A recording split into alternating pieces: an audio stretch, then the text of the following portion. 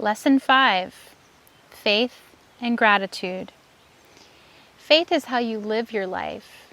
Heaven is now.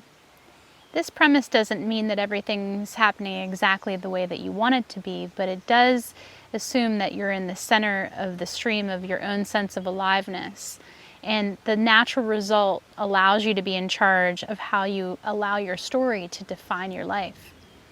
Most people just live in response to conditions.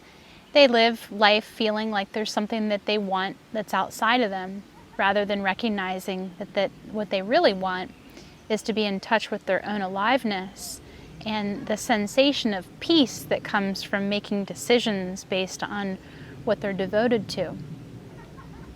Sometimes life may look as though not much is happening, and the temptation is to give up along the way. And this could be the result of not celebrating the growth that's taking place. You say, well, this isn't where I wanted to be at this point in my life. And it's easy to dismiss the progress that you've made. You may miss the growth or fail to honor the growth that's occurred because of this way of thinking. But understand this, what seems to be a negligible amount of growth is still required for a huge growth spurt to occur later down the path. So every vision has its own growing season. Every vision requires its own amount of tender loving care, love, inspiration, guidance, support, and length of time. Our job is to simply do the work. My grandma, Nunny, who I spoke of in the last lesson, her last words were, one step at a time. So enjoy practicing who you're becoming. Truly, our job is celebrating the journey. The journey itself is a gift and an awareness to carry in the backpack of your mind. Remembering each day as you move through life, you're going to live life anyway, so why not embrace your life as a progressive upward spiral of becoming? This is living a vision-based life. This is truly living faith in action, even if you can't see the growth. You keep going anyway, making decisions based on what you love instead of what you're afraid of. This is when an attitude of gratitude is key. Your heart carries a frequency, a vibration. This vibration emits 6 feet away from your body. One of the keys to spiritual evolution is expanding and opening this energetic center. It can be detected in an electrocardiogram. Brilliant research is being conducted at a place called HeartMath Institute that shows emotion and how it affects the frequency of the heart. There are many ways to open the heart energetically, physically, mentally, and spiritually, and they affect one another as they're all connected. One of the most organic ways of tapping into the heart's potential is to listen to its longing, its discontent, its desire, its calling. With the clarity of this information in the reliance of your gut instinct, intuition, or belly knowledge, you can begin to manifest your highest visions. That still small voice actually is guiding you and guiding your life. It is your life speaking to you and through you.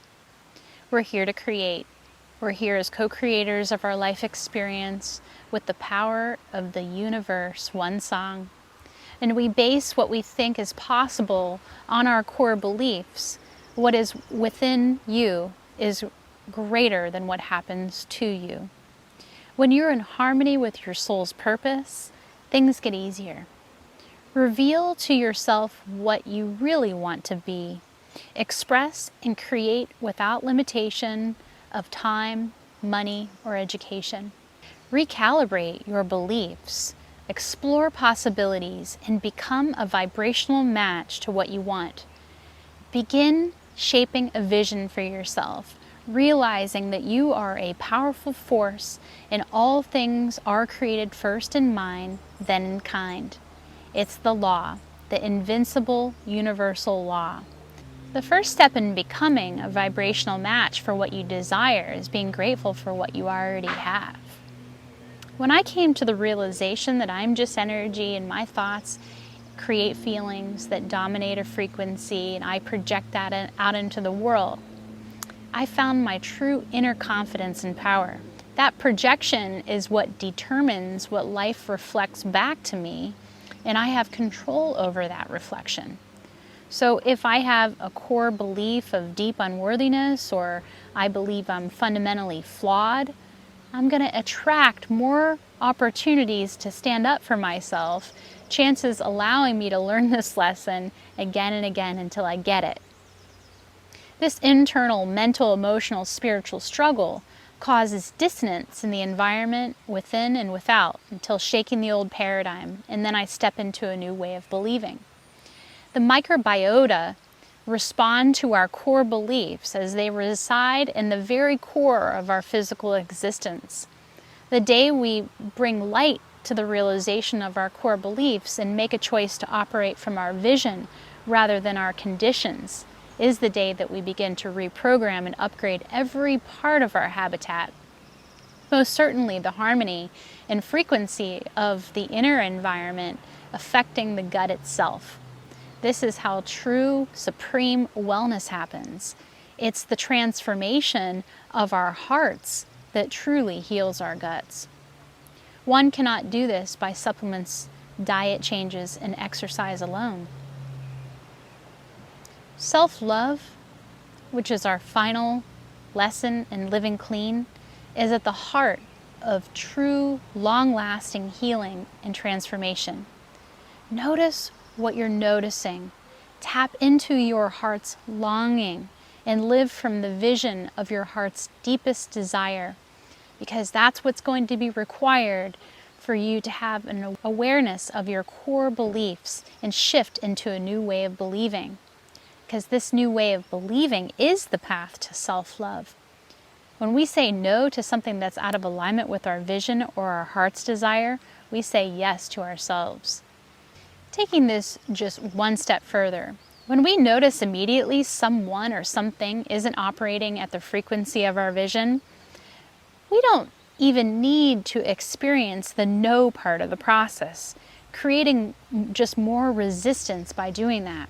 We can just simply choose yes to our deserving or being good enough, our belief or ourselves as co-creators, as luminous light beings having a human experience.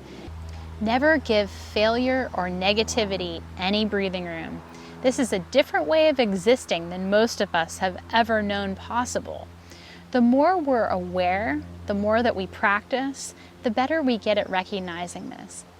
This discipline requires that we embrace a real sense of who we are, a higher awareness, a sharp intuition, tuned into the frequency of the heart, operating as love. So discovering our blind spots, aka our core beliefs, that limit us from attracting our desires is the key to unlocking our heart, to that which holds the capacity to heal our guts and heal our life at any level that it's truly transformative, allowing for this supreme wellness as we develop our sense of deserving in the name of the game. Hence why our final principle is self-love. So to tie this in with the drinking dirty lesson for this week and to give you a little personal background, I want to tell you a story. When I was 8 years old, I had my first vision. It was not until later when I realized what I had even seen were the Egyptian pyramids. I shelved this experience until, as an adult pursuing mortuary studies, I dissected cadavers, cold but true. During one of the times in my last semester, I was awestruck by an outer body experience I had. Alone in the morgue, time stood still. I floated above my own body, looking down at myself, standing there among a dozen or so dead bodies. From this point of view, I instantly understood that I had been there before, but not in this lifetime. No, and not in this context exactly, but rather, in fact, it was thousands of years ago in ancient Egypt. I recognized myself as an embalmer. In that exact moment of realization, a voice said to me, "You've been here before. You can choose the light. Choose the light." I returned to my body and continued my work, but I was profoundly affected by the transfiguration of my internal self. taking me back to the time of my childhood and my first vision. I became infatuated with death and embraced the tenet that death is not the end of our soul's hero's journey, but rather the beginning, not just for the dead, but also for the living left behind. It was in that moment that I realized that I was no longer a slave girl. I needed to pivot to a new career path that was not so heavy, because I was and I am the light. Shortly after I began my 25-year career in the healing arts, as Buddha said, "Let death be your greatest teacher," with deep reverence, I can honestly say from my own life experiences that death is an illusion, just as much as life. We are energy that cannot be destroyed, only transformed, and we have free will to transform and evolve or stay stuck in the bardo of consciousness. If you're wondering what bardo consciousness is, head over to the lesson and discover lots more on this.